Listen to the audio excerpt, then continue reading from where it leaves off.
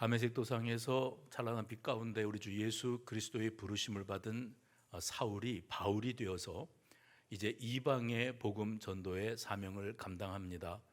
사도 베드로는 유대인들을 향하여 주 예수 그리스도께서 우리의 구주 되신다고 하는 사실을 강조하고 수차례의 유명한 설교를 남겼습니다. 사도 바울은 이방의 복음의 빛이 되기 위하여 여러 차례 선교 여행을 다녀오게 되어지는데, 일반적으로 여러분들이 알고 계시는 것은 바울의 선교 여행이 3차례에 걸쳐 이루어졌다 하고 말씀하시는데, 사실 맞습니다마는 엄밀히 따지면 바울의 선교 여행은 4번에 걸쳐서 이루어졌다고 말씀드릴 수 있습니다. 제1차 선교 여행은 어떻게 시작되었는가 하면, 안디옥 교회가 지도자들이 기도하는 가운데 성령의 음성을 듣게 되었어요. 근데 그때에 바울과 바나바가 안디옥 교회의 지도자였는데, 성령께서 말씀하시기를 바울과 바나바를 따로 세우라 그랬습니다. 무슨 말인가 하면, 그들을 구별하여 하나님의 복음을 전하기 위하여 선교지로 파송해라 하는 겁니다.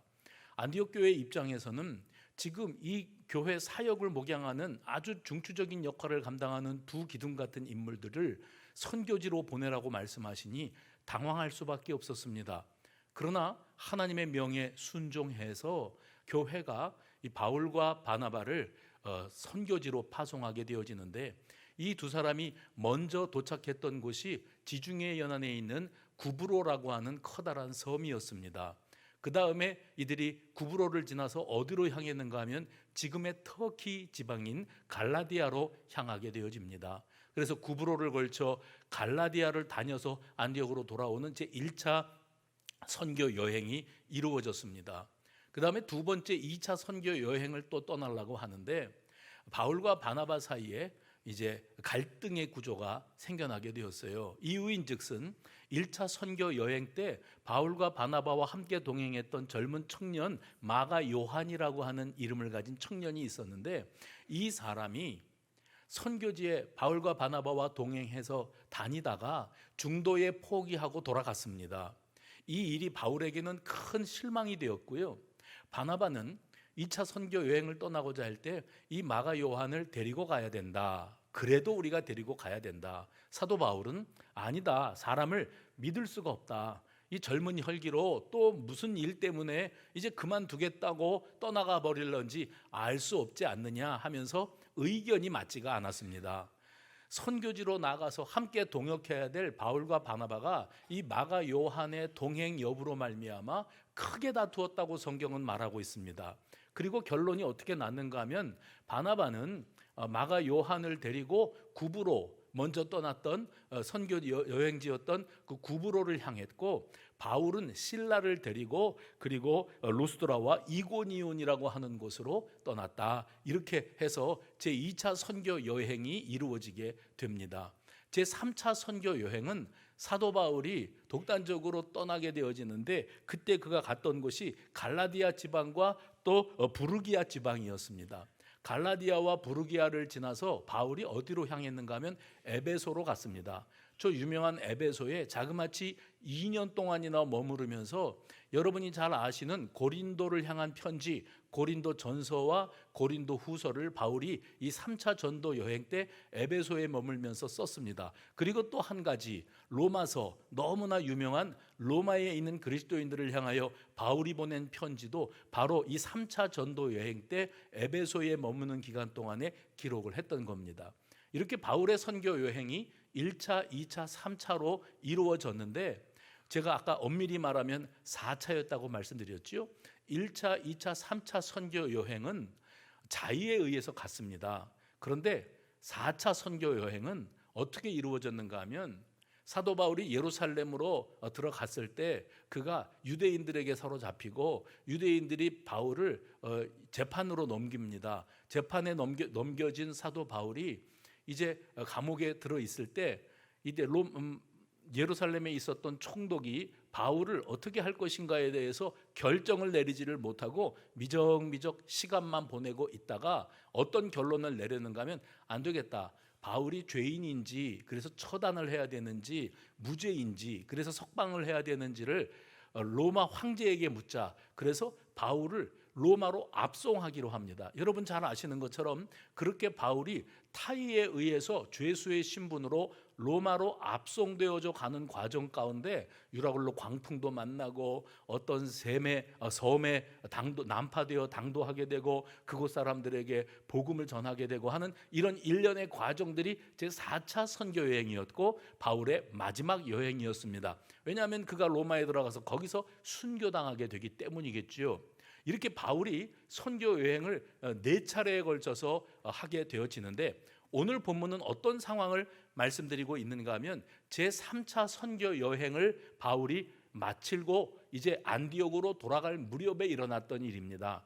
바울이 안디옥으로 돌아가기 위해서 지중해 연안에 있는 작은 도시 두로라고 하는 곳에 당도했는데 이곳에 당도했을 때 두로에 있는 사람들이 특별히 바울이 그동안 복음을 가르쳤던 제자들이 바울을 찾아와서 이렇게 말을 합니다. 예루살렘으로 올라가시면 안 됩니다. 그들이 성령의 감동을 따라서 이제 바울이 예루살렘으로 가게 되면 무슨 일을 겪게 될 것인지를 다 알고 있었다는 겁니다. 그래서 가지 말라고, 그곳에 가면 당신을 향하여 모함이 있을 것이고 정말 억울한 핍박이 있을 것이고 당신이 죽음의 지경에까지 몰려가게 될 것입니다. 그러니 우리가 환히 고생길을 알고 있는데 거기에 기필코 들어갈 필요가 뭐가 있습니까?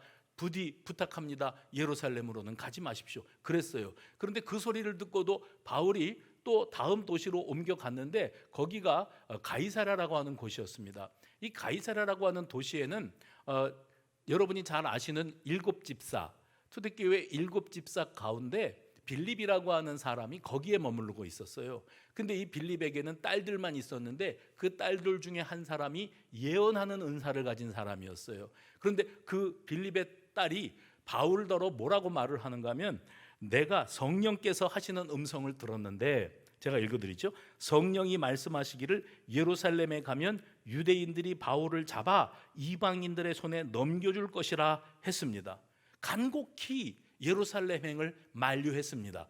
가는 곳곳마다 예루살렘에서 지금 바울에 대해서 어떤 악감을 품고 있는 사람들이 존재하고 있고 바울이 그 예루살렘 성에 발을 딛는 순간 그 사람들이 달려들 것이다. 그래서 바울을 가만두지 않을 것이다 하는 사실을 저들이 성령의 가르치심을 따라서 깨닫게 되어지고 바울에게 왜 죽으러 갑니까? 왜 고생길로 갑니까? 가지 마십시오 하고 극구 만류를 했습니다. 그런데 바울이 어떤 대답을 했는가 하면 내가 예수의 이름을 위하여 결박당하는 것뿐만 아니라 죽는 것도 각오했노라. 내가 체포당하고 누명을 뒤집어 쓰고 그리고 핍박을 당하고 죽음에 이르기까지라도 나는 각오했다. 그래서 예루살렘으로 가겠다. 이렇게 말을 합니다.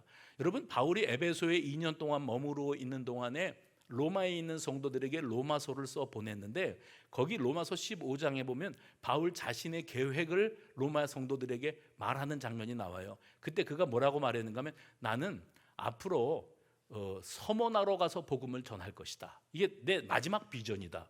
서머나가 어디냐면은 스페인입니다.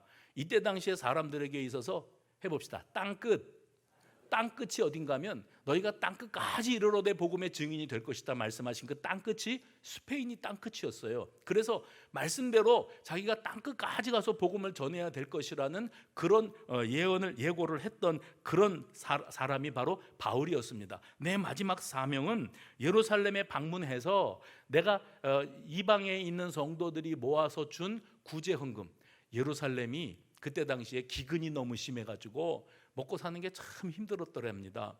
그래서 이방에 있는 성도들, 바울이 세운 지역마다의 교회들이지요. 그 이방의 교회들이 이 모교회가 되어지는 예루살렘 교회가 가난함으로 말미암아 경제적으로 대단히 어렵다는 소식을 듣고 거기 있는 성도들과 교회에 보탬이 되기 위해서 헌금들을 모았습니다. 구제 헌금이지요. 근데 바울이 그게 큰 돈이 아니라고 할지라도 이 정성을 모아서 예루살렘에다가 전달하고 그리고 자기는 서머나 스페인까지 가서 복음을 전함으로 자기의 사명을 마무리하려고 마음 먹고 있었던 겁니다. 그러면 굳이 가지 말라는데 예루살렘에를 왜 죽으러 가냐, 고생하러 핍박당하러 가느냐 하겠지만 바울은 어떤 뜨거운 마음이 있었는가 하면 교회에 그 유대감이라 그럴까요? 예루살렘 교회가 모 교회라고 하면 그 교회를 통하여 세계 곳곳에 하나님께서 세우신 교회 공동체들이 세워지게 되었는데, 이 교회들이 다 복음을 받아들였고 또 건강한 교회들로 나름대로 자리매김들이 되어져 가고 있다.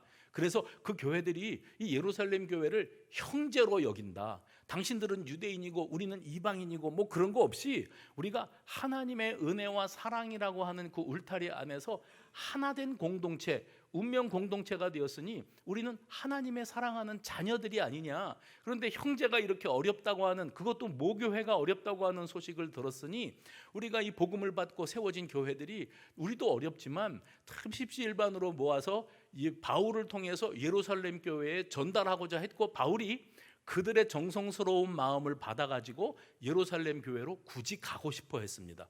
단지 돈을 전달하는 목적이라고만 볼 수는 없었어요. 왜냐하면 우리는 하나다. 그리고 우리가 홀로, 당신은 혼자가 아닙니다. 여러분 그런 소리 들어봤습니까? 혼자가 아닙니다. 힘들고 어려울 때 우리가 예수 그리스도를 구주로 모셔드리고 이 복음의 구원의 은혜와 감격을 누리고 있는 모든 교회들이 서로가 어려울 때 내 몸처럼 여기고 달려가서 도와주고 위로해주고 격려하는 것이 우리 하나님의 사랑의 마음 아니겠습니까? 하는 그런 정신으로 바울을 통해서 전달하고자 했고, 바울은 돈만 전달하는 게 아니라 그들의 뜨거운 마음을 전달하기를 원했고, 그리고 교회는 하나다. 해봅시다. 교회는 하나다. 우리는 한 형제다 하는 사실을 전하기를 원해서 그렇게 예루살렘을 가지 말라는데 굳이 찾아 들어가기로 했던 겁니다.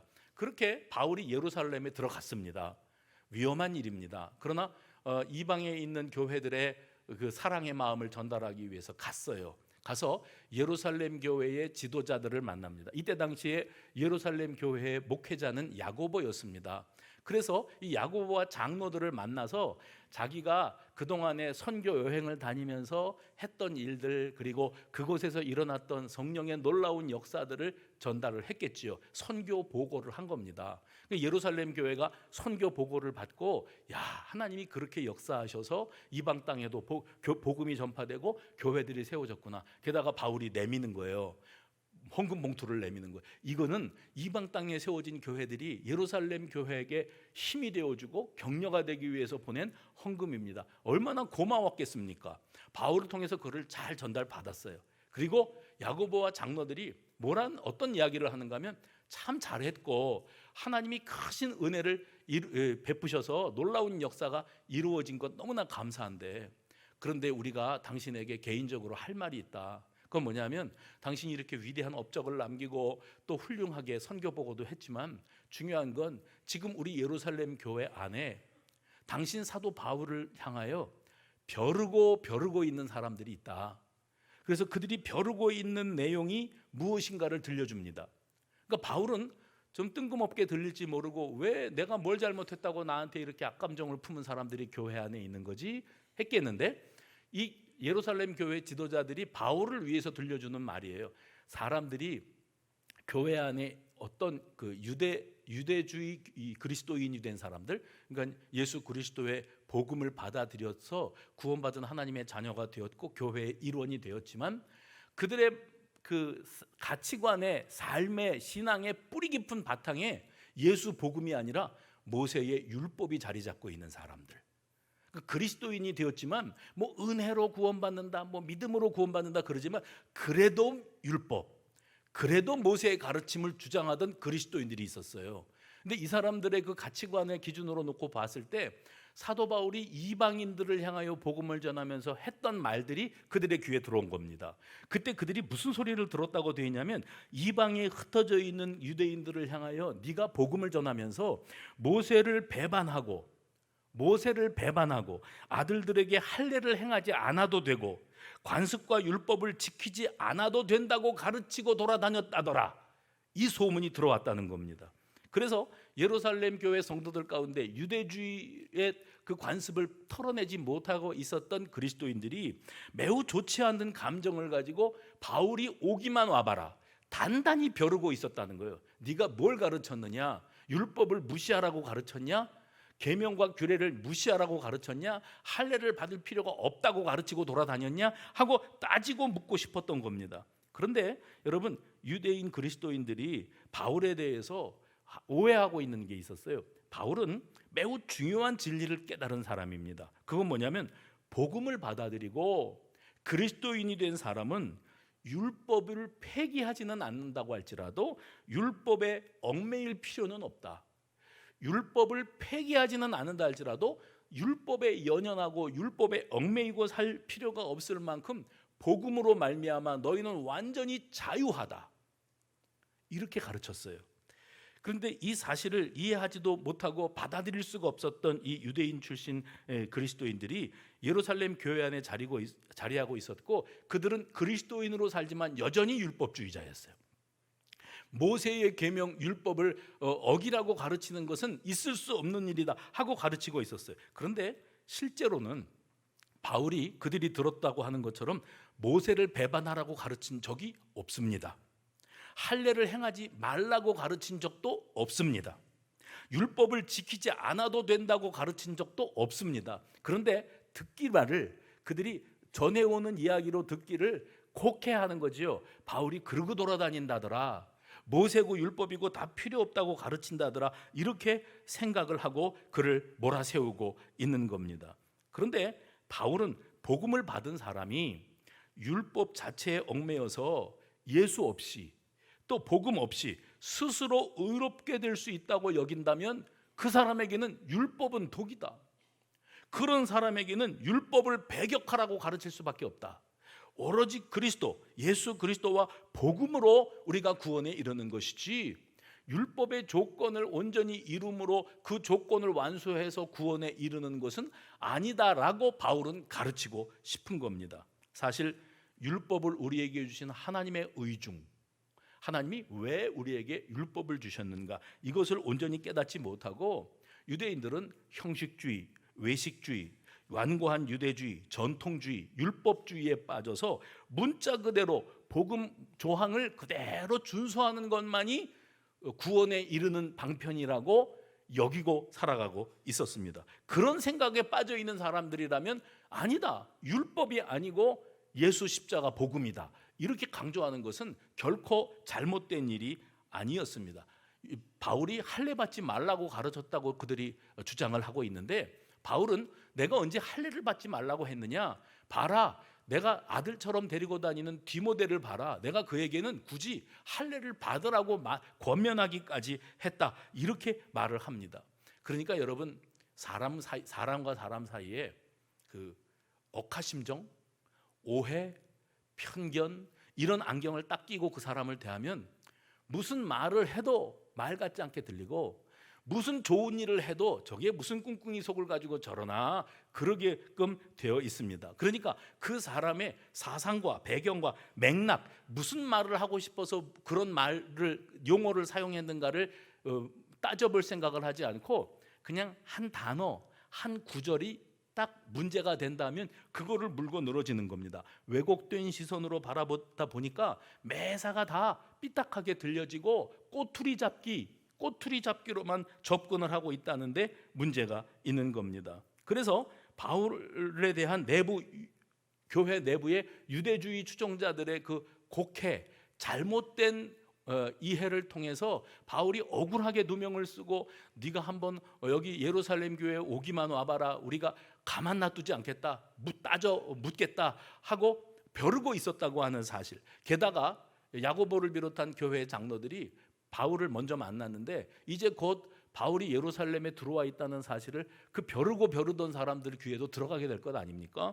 바로 이 상황 가운데에서 야고보와 장로들이 바울에게 특별한 제안을 한 가지 합니다. 23절 말씀 보시면 이렇게 되어 있습니다. 우리가 말하는 이대로 하라, 서원한 네 사람이 우리에게 있으니. 여기 저 좀 보세요. 서원한 사람이라는 것은 얼른 여러분이 뭘 떠올리시면 되는가 하면 구약 시대에 나시린이라고 하는 제도가 있었습니다. 그건 뭐냐면 이 아기를 여호와 하나님 앞에 구별되이 드린다, 바친다 해서 이 아이는 머리카락에도 손대지 않고 마시는 것도 먹는 것도 구별하여 먹고 의복도 구별하여 입히고 해서 이 아이가 왔다 갔다 하면 지나가는 사람이 저 아이는 나시린이로구나, 하나님 앞에 구별되이 드려진 아이로구나 하는 것을 알게끔 했던 제도가 있습니다.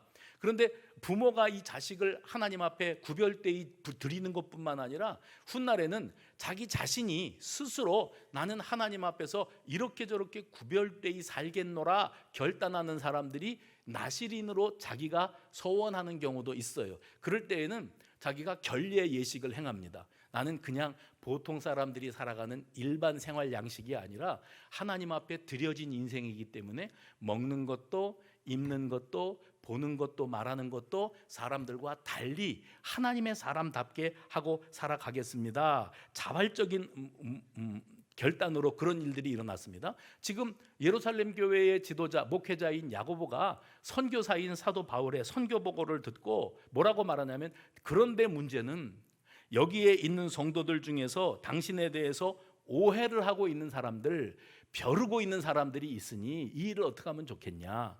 당신이 선교 보고를 아름답게 해도 그 일을 정말 놀라운 일, 은혜로운 일로 받아들이지 않고 아이고 그래 알았다 삐딱하게 받아들이고 긍정적으로 받아들이지 않을 사람들이 있는데, 그 사람들의 오해를 불식시키기 위해서 당신이 이곳 성도에게 오해를 불식시키기 위해서 하나님 앞에 이렇게 나시린처럼 구별되이 자기 자신을 드리겠노라 서원한 사람이 지금 4사람이 있고, 이 4사람이 하나님 앞에 자신을 드리는 예식으로 결례를 준비하고 있는데, 당신이 우리가 의견을 제시하는 거예요.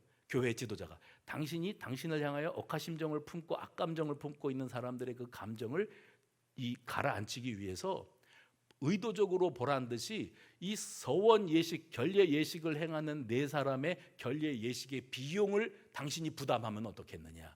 그러면 내가 율법을 부인하는 사람이 아니라고 하는 것을 그들에게 증명해 보일 수 있는 좋은 기회가 아니겠느냐 했다는 겁니다. 이때 당시 유대 사회에서 이렇게 자기를 하나님 앞에 드리겠노라 서원하는 사람들의 서원 예식에 비용이 막대하게 들어갔다고 그럽니다. 자기들이 그 돈을 들여가면서 해야 되는데, 바울이 그 비용을 감당하면 율법주의를 무시하지 않는다, 그들을 존중한다는 표현으로 그 사람들이 받아들일 수 있기 위해서 그렇게 해야 되지 않겠느냐. 비용을 댄다고 하는 것은 나도 이 일에 동조한다, 함께 한다는 의미가 있기 때문입니다. 그런데 이런 제안을 받은 사도 바울의 입장을 한번 생각해 보십시오. 저는 이 말씀을 묵상하면서 사도 바울의 입장은 딱 이렇게 나왔을 것 같아요. 내가 왜 그래야 되는데, 내가 뭘 잘못했는데, 내가 왜 그 사람들의 비위를 맞춰야 되는데. 사도 바울의 입장은 대단히 자존심이 상하는 일이고, 굳이 그들의 비위를 맞추기 위해서 내가 이런 일까지 행해야 되는가 할 만한 일입니다. 일방적인 그들의 주장이 다 오해와 편견에서부터 비롯된 것이라고 할지라도 그게 잘못된 판단이다, 나는 그런 사람 아니다 하고 사도 바울이 얼마든지 변론할 수 있었음에도 불구하고 교회 지도자들이 곤란한 상황을 만들지 말자, 그들의 그 다친 마음, 굳어진 마음들을 좀 풀어놓기 위해서라도 이런 모션을 좀 취해야 될 필요가 있다 했어요. 바울 입장에서는 기분 나쁜 일입니다.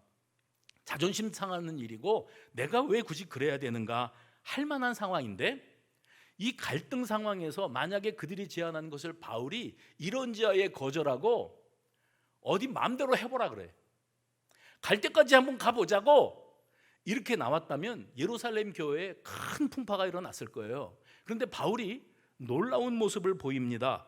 26절에 보시면 이렇게 되어 있습니다.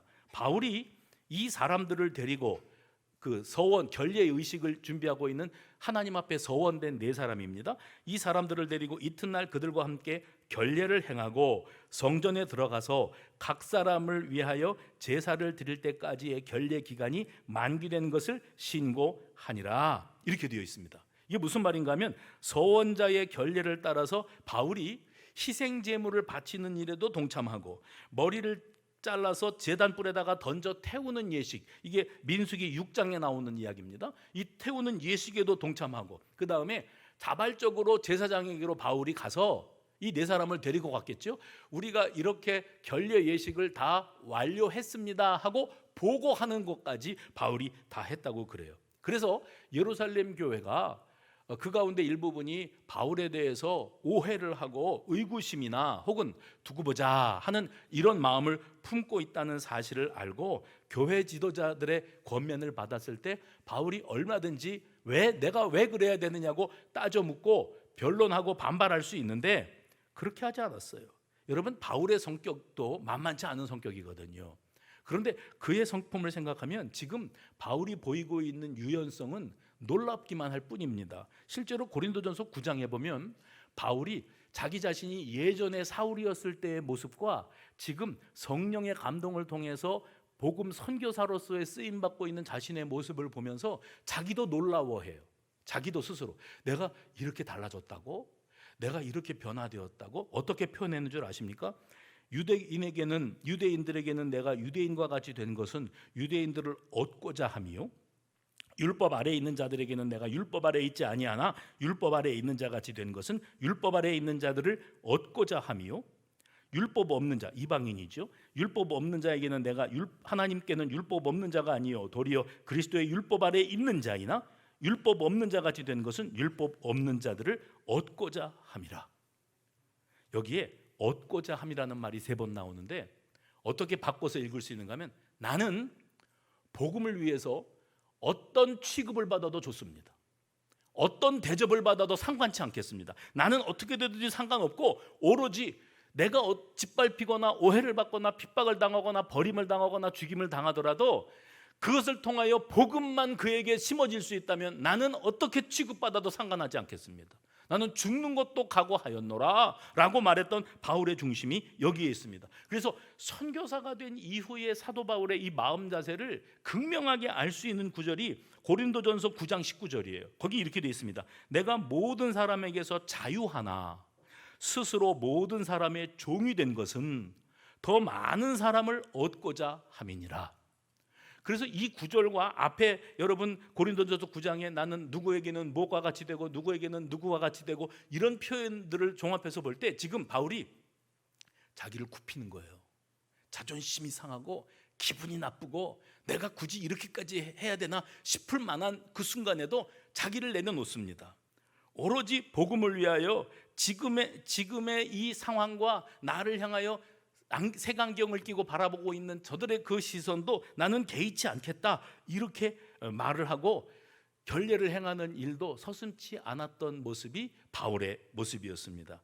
만약에 바울이 오기가 발동돼서 끝까지 버티고 싶은 마음, 자존심 싸움, 기싸움, 고집으로 버티기, 우리 부부지간에도 그렇고 교회 생활, 사회 생활하면서도 그렇고 이 기분 나쁜 것을 못 견딥니다. 자존심이 상하면 못 견딥니다. 그래서 고집으로 버티기들이 있거든요. 누가 이기나 한번 해보자 그랬습니다. 그런데 바울의 지금 이 태도를 보시면 우리에게는 대단한 도전이 되는 거죠. 자기 정의로움마저도 예수의 복음을 위하여 기꺼이 내려놓겠다는 자세. 다시요. 자기 정의로움마저 복음을 위하여 기꺼이 내려놓게. 나는 잘못한 거 없는데, 내가 이런 취급을 당할 일을 한 게 없는데, 억울한데 그래도 상관치 않겠다. 오로지 복음 해봅시다. 오로지 복음. 생명 살리는 복음 전하는 일을 집중하기 위해서 나는 내 모든 것을 다 던져버리겠노라. 이렇게까지 선언하는 것이 지금의 바울의 모습입니다.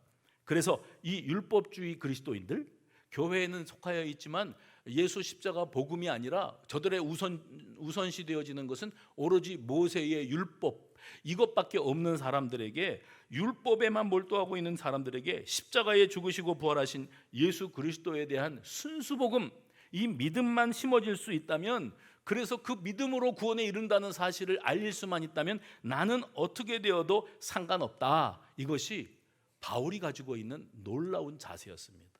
바울의 유연성이었어요. 제가 한 달의 쉼의 시간을 받고 제주도에서 지내고 돌아오기 전날 제가 칼럼에 썼습니다마는 자빠져가지고 손가락이 부러졌어요. 병원에서 깁스를 대단하게 해주셔갖고 사진까지 찍어서 그래서 나 내일 수원 가야 된다 그러니까 CD에다가 사진 찍은 거 구워주시고 또 진단서, 의뢰서 만들어서 주시고 해서 그 서류를 들고 수원에 와서 다음 날로 곧바로 병원에를 갔습니다. 정형외과 병원에 가서 제 마음에 병원에 가면 이런 얘기하면 또 집중이 잘 되시네요. 멍하니 계시다가 눈이 반짝해지시는 게 저한테 느껴지는 거예요.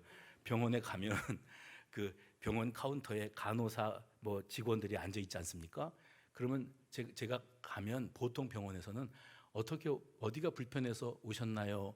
우리 병원에 다니신 적이 있으시나요? 제 경험상 그런 반응을 받거든요. 게다가 저는 지금 그 다친 엑스레이 사진 CD를 구워왔고 진단서, 의뢰서까지 가지고 왔으니 거기 있는 분들한테 그걸 먼저 내밀었지요. 그걸 나는 이런 사람이다 하고 내밀었지요. 근데 쳐다도 안 보고 도로 휙 던져주면서 뭐라 그러는가 하면 가서 번호표부터 뽑으세요. 그러는 거예요. 아무것도 안 물어보고 이걸 왜 나한테 주냐, 가져가라, 번호표부터 뽑고 대기해라, 그거예요. 그래서 이제 그리고 제가 번호표 있는 대로 갔어요. 제 생각에는 번호표를 뽑으라고 그랬으니까 거기 기계에 가면 번호표 이렇게 써 있을 거라고 생각을 했어요. 근데 그 기계 앞에 섰는데 거기에 두 버튼이 있는데 하나는 접수, 하나는 수납이었어요. 그러니까 번호표가 없는 거예요. 제 기준으로 6학년이기 때문에 그런 겁니다. 그래서 제 기준으로 번호표가 안 보여서 거기 아까 그분한테 저희 가서 번호표 뽑고 기다리세요, 턱으로 가르쳐 주신 분한테 번호표가 없는데요? 그랬어요. 그랬더니 그 표정이, 원래 우리는 표정으로 다 알잖아요. 표정이 아이고 또 귀찮은 인간이 왔구나. 번호표 뽑으라면 그걸 눌러. 거기 그거 있잖아, 접수, 그거 누르면 번호표가 나온단 말이야. 그런 표정으로 다가왔는데 말은 그렇게 안 했어요. 매우 불편하고 귀찮은 표정으로 자기 손을 뻗어서 접수 버튼을 누르니까 번호표가 나옵니다. 그래서 이제 그 번호표를 가지고 대기했다가 의사를 만나고 치료를 받고 약 처방을 받았어요. 이제 1층 약국으로 갔어요. 약국에 갔는데 이번에는 제가 약국 보관용 그 처방전을 내밀라고 그랬더니 여기다 두고 가서 기다리세요. 여기다 두고 가서 기다리세요. 그래서 여기다 두고 갔어요. 가서 제가 이제 기다리다가 약을 받아갖고 집에 오는 길에 제 아내한테 뭐라 그랬는가 하면 왜 사람들이 다 나한테 화를 내지? 물 한 잔 먹어야 돼. 왜 사람들은 나한테 화가 나 있을까? 그랬더니 제 아내가 깔깔대고 웃어요. 그러면서 하는 말이 그 사람들에게는 당신은 아무것도 아니야. 그냥 환자야. 약국에 약 받으러 온 사람일 뿐이야. 그 사람들이 거기에서 더 어떻게 당신한테 친절하게 해. 그러면서 하는 얘기가 뭐냐면 당신은 게다가 목사라. 평상시에 사람들이 참 당신한테 예의 바르게, 깍듯하게, 친절하게. 그러니까 당신은 대접만 받고 살았어, 평생을. 그러니까 어디를 가든지 당신한테 모든 사람들이 다 그렇게 과도하게 친절해야 된다고 생각을 해. 근데 그 사람들 앞에 당신은 아무것도 아니야. 그러면서 웃더라고요. 들어보니까 그 말이 맞아요. 그 사람들이 나한테 화낸 게 아니고 자기들은 그냥 일상의 업무를 진행한 건데 나는 그거를 어떻게 받아들이는가 하면 이게 이제 자격지심입니다. 내가 늙었다고 무시하냐? 그래, 나는 번호표 뽑는 게 뭔지도 못 알아듣는 사람이다. 그렇게 자격지심이 발동이 되니까 세상이 다 나를 향해서 화를 내는 것처럼 느껴지더라고요. 제가 컬럼에 썼지만 여러분 요즘에 노 시니어 존이 있다는 거 아십니까? 노 시니어 존은 뭐냐면 카페, 식당에서 65세 이상 되신 노인들은 들어오지 말라는 거예요. 안 받겠다는 거예요. 첫 번째, 노인들이 들어와서 앉아 있으면 머리 희끗, 저는 이제 괜찮습니다만은 저는 청년이 됐잖아요. 머리 희끗희끗한 노인들이 들어와 앉아 있으면 젊은 애들이 들어왔다가 나가버린대요. 장사 안 돼요. 그다음에 요즘에는 다 키오스크. 뭐 식당 가든지 카페에 가서 차 한 잔을 마시려고 해도 버튼을 눌러야 됩니다. 근데 우리도 버튼은 누를 줄 압니다. 그런데 얼른 못 누르겠습니다. 제 아내가 햄버거를 카페에 가서 커피를 사려고 그러는데 제가 옆에서 이렇게 지켜보면서 웃음이 나더라고요. 왜냐하면 이러고 있는 거예요. 이러고 뭘 눌러야 되는데 얼른 안 들어오는 거예요. 글씨가 요거 누르고 그 다음에 화면 바뀌면 또 요걸 누르고 하는데 젊은 애들은 그게 다다다다닥 됩니다. 근데 한 6학년쯤 가까이 되면 이제 그게 안 됩니다. 순발력이 떨어지는 겁니다.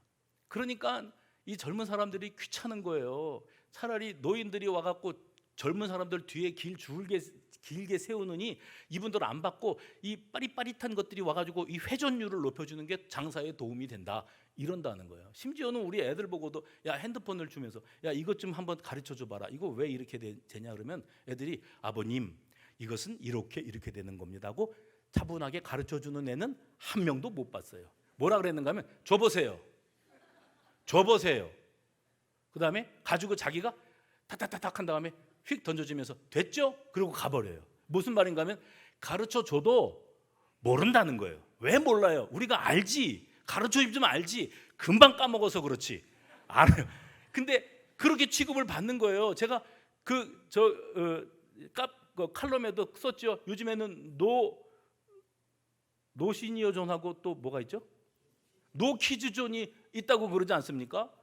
애들을 데리고 카페 식당에 들어오면 애들이 막 의자에 누워서 벌렁대고 뛰어다니고 소리를 지르고 난리가 나면 그 주인이나 종업원들이 가가지고 좀 애들 좀 어떻게 좀 통제 좀 해주십시오. 그러면 뭐라 그러는가 하면 얘들아 일로 와 가만히 좀 있어. 그러면서 우리 애는 괜찮아요.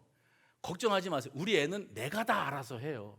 그래서 영업이 방해가 되니까 아예 애기들은 데리고 들어오지 말라고, 그런 데 신경 쓰고 사고가 나느니 안전하게 아예 안 받고 장사하겠노라고 하는 그런 세상이랍니다. 서운해요. 그 아기를 키우는 엄마 아빠의 입장에서 서운해요. 나이 들어가는 것도 억울한데 그런데 머리 희다는 죄로 노인네 취급받고 아버님 이러고 그것도 모르시냐고 턱으로 얘기하고 이러는 사람들 보면 저게 왜 나한테 기분 나쁘겠구나, 내가 뭐 잘못한 게 있나. 그런데 그게 다 어쩔 수 없는 현실인 걸 어떡합니까? 그런데 또 영업하는 사람, 운영하는 사람 입장에서는 또 그것도 이해가 돼요. 자존심이 상합니다. 왜요? 제일 서운한 게 뭐냐면 내가 무시당한다고 생각될 때. 우리 아버지가 그때 제 나이 무렵에 네가 나를 무시하냐 소리를 자주 하셔서 저게 무슨 소린가, 아들이 어떻게 부모를 무시하나 그랬는데 그게 뭔지를 이제 알 것 같아요. 무시당하는 거. 근데 사도 바울은요, 무시당했어요. 오해받았어요. 멸시당했습니다. 그리고 사람들이 바울을 율법을 무시하는 아주 무지막지한 인간으로 취급을 했습니다. 자존심이 상했고 선입견 때문에 자기 마음에 고통과 상처가 있을 수밖에 없었습니다. 그럼에도 불구하고 바울은 그 모든 것들이 상관치 않겠대요. 감내해내겠대요. 내 관심은 오로지 하나, 복음뿐이다. 너희들이 나를 짓밟고 멸시하고 무시하고 애기 데리고 들어왔다고, 나이 먹어서 머리가 희끗희끗하다고 노인네 취급하고 상종을 안 하고 그래도 나는 상종치 않겠다. 상관치 않겠다. 오로지 복음만 전달될 수 있다면 나는 내가 바울이요, 집안이 빵빵한 집안입니다. 학문이 아주 가방끈이 긴 사람입니다. 언변도 괜찮고요. 아주 사람이 외모가 조금 떨어져서 그렇지 바울이 모든 면에서 내세우려고 들면 내세울 게 너무 많은 사람인데, 예수 십자가 복음을 딱 붙잡고 복음에 사로잡힌 이후로 나는 내가 그동안 자랑 삼았던 모든 것들을 다 뭘로 여기기로 했다고요? 배설물로 여기기로 했다. 냄새나고 더러운 것으로 취급하고 아무짝에도 쓸모없는 것, 버리는 것으로 생각하기로 했다. 오로지 예수만 전달될 수 있다면 이것이 사도 바울이 품고 있는 복음의 핵심이었고 열정입니다. 여러분 그거 아십니까? 복음의 핵심에 뭐가 있냐면 따라해 봅시다. 성육신. 복음의 핵심이에요. 성육신. 하나님이신 그분이 높고 높은 보좌를 버리시고 낮고 천한 인간의 몸을 입고 이 땅에 찾아오신 사건, 성육신입니다. 수준이 낮은 죄악에 물들어 있는 나와 눈높이를 맞춰주신 사건, 이게 성육신입니다. 하나님이 왜, 뭐가 아쉬워서, 뭐가 답답해서, 그러실 이유도 없고 필요도 없으신 그분이 친히 그 모욕적인 자리에까지 내려오셔서 친히 그 치욕의 십자가를 지시고 대속의 죽음을 죽으셨다는 이 사건 하나만으로도 율법 아니라 율법 할아버지 같은 게 있다고 할지라도 예수 십자가 복음이면 충분합니다. 바로 그 십자가 복음, 예수 그리스도의 십자가 복음, 이것을 전하기 위해서 내 입장도, 내 자존심도, 내 자랑거리도 나는 다 필요 없다. 바울은 이렇게 선언했어요. 바로 여기에 바울의 유연성이 나옵니다. 어떻게 교회 지도자들이 좀 저 사람들의 오해를 불식시키기 위해서 이렇게 좀 액션을 취해 주시면 좋겠습니다 하는데 바울이 무슨 소리를 하는 거냐고, 나를 뭐로 그러느냐고, 나도 할 말이 있는 사람이라고 그럴 줄 알았는데 그러지 않고 하자는 대로 해줘요. 하자는 대로 해줍니다. 여러분, 사람과 사람 사이에 이 대화, 관계를 유지해 가는 데 있어서 정말로 중요한 게 뭐냐면 그 마음을 알아주는 거예요. 제가 지난 주일날도 공감에 대해서 말씀을 드렸던 기억이 있습니다. 기억이 나십니까? 공감 능력, 공감해 주는 거예요. 그러면 해결이 됩니다. 그런데 왜 갈등이 일어나느냐? 부부지간에, 직장에서, 부모 자식 간에, 교회 안에서 믿는 사람끼리 왜 그러느냐? 공감해 주고 싶지 않은 거예요. 내 자존심을 꺾고 싶지가 않은 거예요. 내가 굽히고 들어갈 생각이 전혀 없는 거예요. 반드시 내가 이겨먹겠다. 지난 주일날 제가 말씀드렸죠. 남자는 누가 뭐라고 그러면 자기가 결론을 내려줘야 된다고 생각을 합니다. 나는 답을 줘야 되는 사람이라고 생각을 해요. 그러니까 뭐라고 그러면 자기가 아는 척을 하고 싶어 합니다. 잘난 척을 하고 싶어 합니다. 그러니까 그건 그거야 이렇게 해. 그러면 문제가 끝났는 줄로 알아요. 근데 여자들은 왜 그런 말을 하는가 하면 결론이 궁금해서 결론 내려달라고 그러는 게 아니라 내 마음을 이해하느냐고, 내 감정에 공감이 되느냐고. 그래서 나로 하여금 당신이 나를 생각하고 사랑하고 있다는 것을 느낄 수 있게 해줄 수 있겠느냐고. 그게 관심인데 우리는 그걸 몰라요. 그러니까 답만 주면 되는 거예요. 아파? 병원에 가 이거지. 얼마나 아파 그래. 아무 일도 하지 마. 내가 다 할게. 이렇게 나올 생각을 하는 남자, 그 고수가 별로 없다는 거예요. 그러니까 매번 갈등을 하지 않습니까? 제가 주례사를 쓰면서 요즘에 빠지지 않고 그 신랑 신부를 앞에 세워놓고 하는 소리가 제일 먼저 뭐냐면 이겨먹으려고 들지 마라. 자존심 싸움 하지 마라. 기싸움 하지 마라. 제발. 이겨먹으려고 든다고 네가 이길 수 있는 게 아니다.